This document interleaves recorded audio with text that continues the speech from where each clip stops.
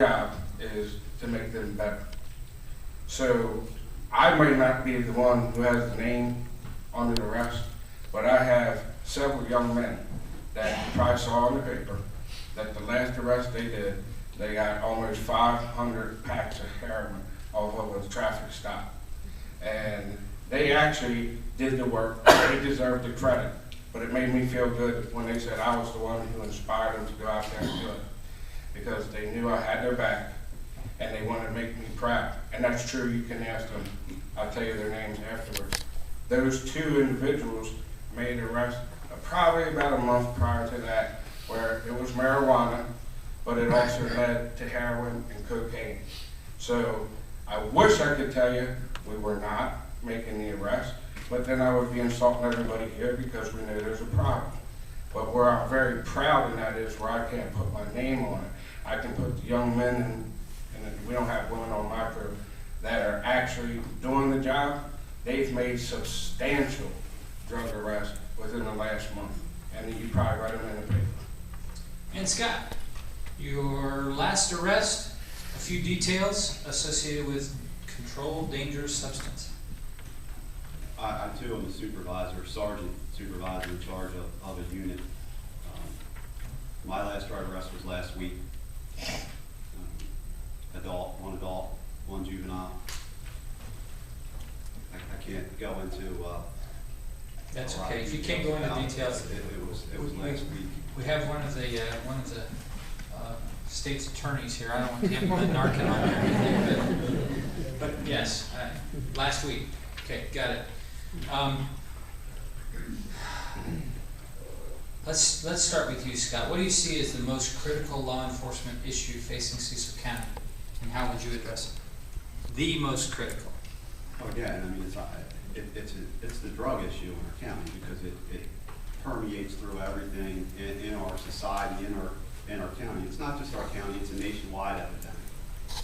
But we live in this county, and it's a serious issue here. So this is where we have to start addressing it. And we've been going over this, and I've said this several times.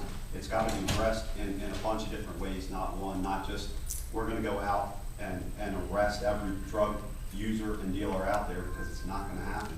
We do have to go out and arrest. That's our job as law enforcement, is to go do that. We talked about task forces and attacking high-level dealers, talked about street-level crimes, bringing guys in and going to those street dealers and attacking those problems, and I've gone to prevention.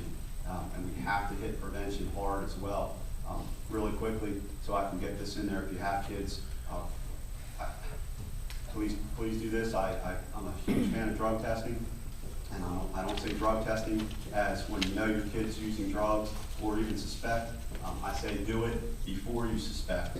Use it as a tool that they can use to say when they're in a situation, and they will be, when they're offered drugs, they have an out. My parents are crazy, they drug test me every month. I do this personally to my kids. I have drug test kits, I order them offline, go on just Google home drug test kit and get them. Random test them once a month. My kids know that, they bought into that before there was ever an issue, and it's a great tool for them to have out there when they are faced with that situation, which they will be. So if you're not doing that and you have kids, please do so. Dan, the most critical law enforcement issue facing Cecil County, and how would you address it?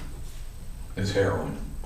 Heroin has polluted our community, polluted our children, polluted somebody you know at your job, polluted somebody you know that goes to your church. As people have OD'd, I've seen girls with needles hanging out of their arms with babies crawling over them, and it's sick. I think that the heroin in this county has resulted into our burglary problem, our theft problem, our scrap metal, stealing from churches. You name it, the list can go on and on and on. Heroin's our main problem. And don't get me wrong, I didn't grow up in Rising Sun. But the whole point of it is, I work and live here, my family's here, your family's here. I'm a compassionate person. I work in the trenches every day. I chose to be in the trenches. I've been here to Cecil County Sheriff's Office 16 years. I refuse to get promoted to sit on a desk, answer a phone. I'd rather be with my guys, my men. out there jumping fences, getting drug dealers. You know, do what we have to do to keep you safe. When you're sleeping, I'm in your neighborhood. When you're at work, I'm in your neighborhood. And I will put my arrest record up against any candidate that's running on right now. Guaranteed it. I think our main problem in this county is our law enforcement is broke. All right, now I'm starting to get into it. Our law enforcement in this county is broken. And the reason it's broken is, I disagree on right now, our Cecil County Drug Task Force. We as the Sheriff's Office have to be the leading law enforcement in the county. We need to set the example. When you want something, you come to us. If Elton wants something, they come to us. Perryville needs help, they come to us. I am so sick and tired of working for the Sheriff's Office and being a second-rated citizen. A long time ago, and I have respect for every sheriff that's here. Every sheriff did good, every sheriff did bad. But I made a choice to come here, to live here, to be with you. And I said, someday, I'm gonna run for sheriff. I took the hard road last time, ran against Barry Cheney, lost, but I'm back again because I'm compassionate about our drug problem in Cecil County. Thank you. And Chris, what do you see as the most critical law enforcement issue facing Cecil County? And what would you do to address it? Well, obviously, it's drugs. We all know that. Drugs is the root of all evil. That's what's leading to most of the rest of our crime.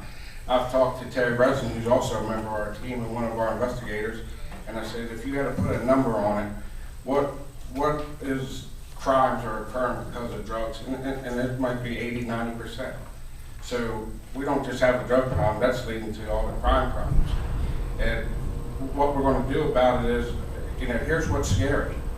We went from pills to heroin, or heroin to pills, back to heroin. But guess what?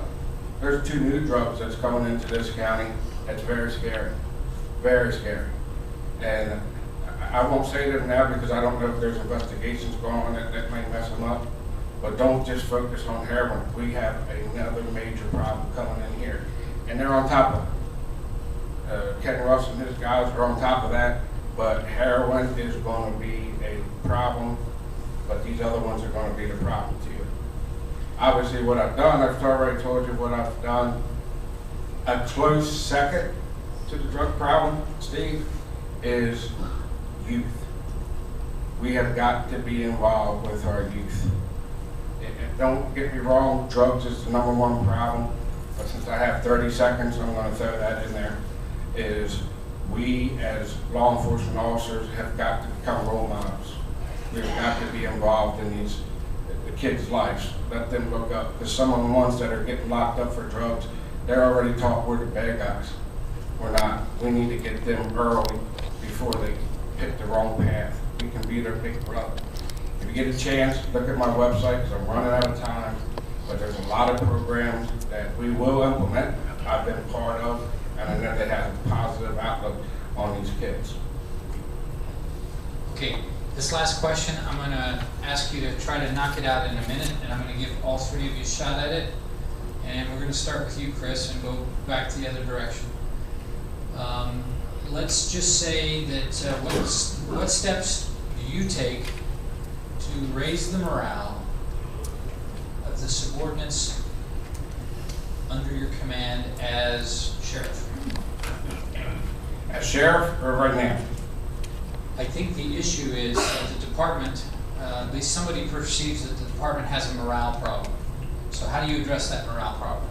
Well, the department does have a morale problem, and this probably won't be popular to say here, but I don't usually hold back. Okay, we have people in our agency that are put in positions that other people do not have an opportunity to have. They think that you either have to know somebody or you supported the right political candidate to get that opportunity, and that has hurt morale. I know that there's rumors out there that, you know, I have my vindictiveness and I'm going to do this. It's not true. What I want to do is get back to being fair and giving everybody fair opportunities. That good work will give you opportunities. Not that you supported me, you supported this one, you didn't support me. And believe it or not, that is very important. There's people that have been in positions for long periods of time, and there's limited places for these guys to go. They have got to have that opportunity. They also have to have a sheriff that knows that he has their back. He's one of them. He's worked in the trenches. All right, Chris, I'm gonna cut you off. We only have a minute on this question. You messed me up. I'm sorry. I'm sorry. 1 minute on this question. Go ahead. Do we have a morale problem? What are you gonna do about it, Dan?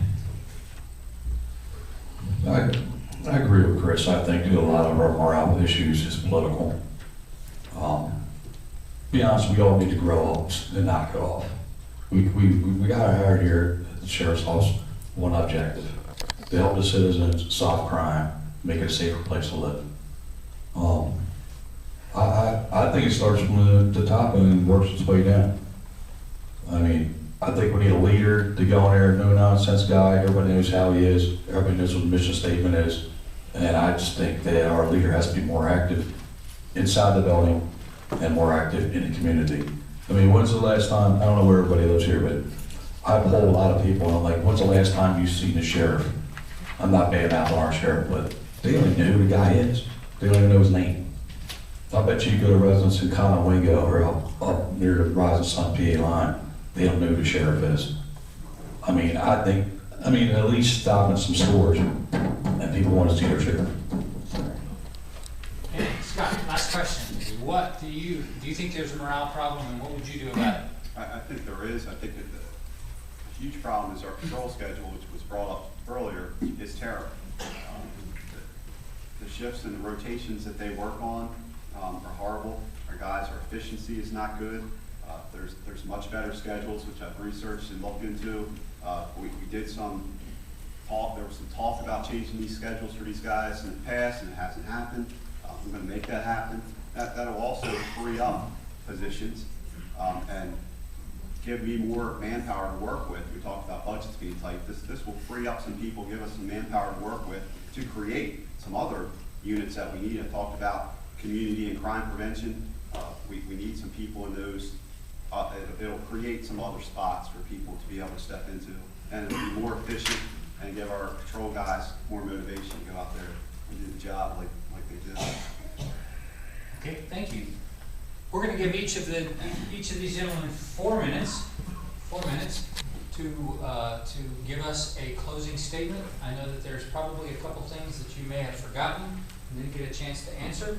You're more than welcome to do that. You're more than welcome to do whatever you'd like for this 4 minutes. And I'm going to start with you, Chris, and we're going to go that way this time. Ready? Yes, sir. Go. Well, thank you, everybody, for coming here tonight. It really means a lot that you actually want to be involved and learn about each candidate up here, and I hope that you continue to follow us. One thing that I am pleading with you to do is, when you get a chance, visit our website, visit our social media sites, and visit the other candidates' social media sites. I take pride that as of today, we have shared 25 blogs on our webpage that is interactive with you, the citizens, about problems that we see and solutions that we see can be done. We're not just on there telling you that we're good, we're great, vote for us. I'm not saying these guys are doing that. I'm telling you what we're doing. We're making it to where we interact with you. Anybody see the Columbia Mall shooting? How great was it that the police department kept that community up to date? Well, the same way that we're running this campaign, the same way that we're getting you information through Facebook, LinkedIn, our website, is the same way we're going to run the office. You see a helicopter in your backyard, you're curious. How great would it be if the sheriff's office got on and told you, don't be alarmed, it's an elderly person that we're searching for. Or somebody just robbed something. Yeah, we can't give you much more details, but stay in your house. We have got to communicate. That is the way that we are running our blogs, and that is the way that we are running our Facebook. You also see from our Facebook that we're constantly interactive. It's nothing but positive and professional. I do not address what this one's doing, I address what we're doing and what we plan on doing, and I encourage feedback. And when you do give me feedback, you get a response. That's the same way I run the office. You want to know something, you call me, My phone number's in the book, my phone number's on everything that we do, my email, and everything that I have is right there. And what I also like to tell you is, I'm passionate about the prospects that we have when we're elected sheriff. I could stay here all night and talk to you about plans and the excitement and how ready I am for this. Because it's gonna be a lot of work, folks. And I got a team that's ready. They're ready. I got a team that, you know, they're not retired. They're ready. They're in their primes. This is their careers. And they wanna end it on a good note and wanna make a difference. Got a question for you. For the last 8 years, has this county improved? In the last 4 years, has this county improved? The current conditions, crime? I don't think we need statistics to say no. There has been nobody as a candidate or as a citizen that has been more outspoken about the fact that we are not going in the right direction as law enforcement. The drug problem is out of control, and I got laughed at when I brought up we had a gang problem. The current sheriff said we had an issue. To this day, I'm still trying to figure out what an issue and a problem, what the difference is. I have been very vocal. But with that being said, if you're happy with the status quo, because I did not support this administration and I made that known, don't vote for me. Don't vote for me. Because I have a different path and a different direction. And if you agree with me that we need to do something different, then I really would appreciate your support. Thank you very much.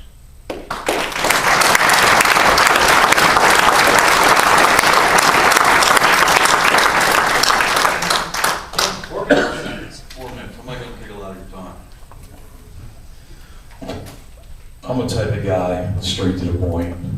There's not gonna be any big words. I care less about Facebook. I care less about the internet. I know you need it, it's a tool.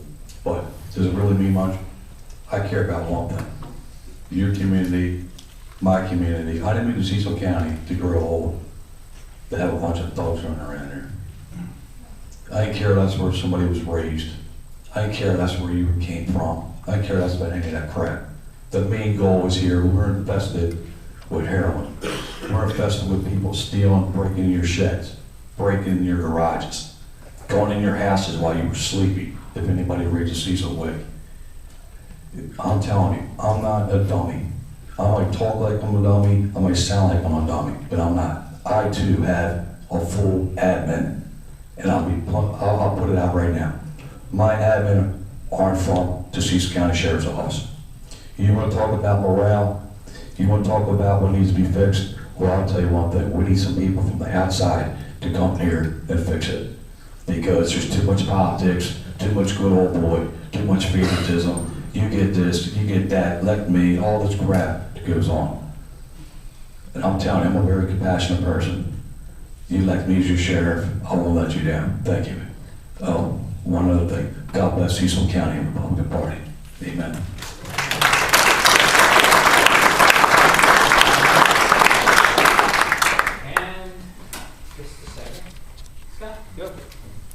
Thanks again, Steve and the Republican Club for hosting this tonight. I really appreciate everybody coming out, showing your concern, because this is very serious business that we're talking about here.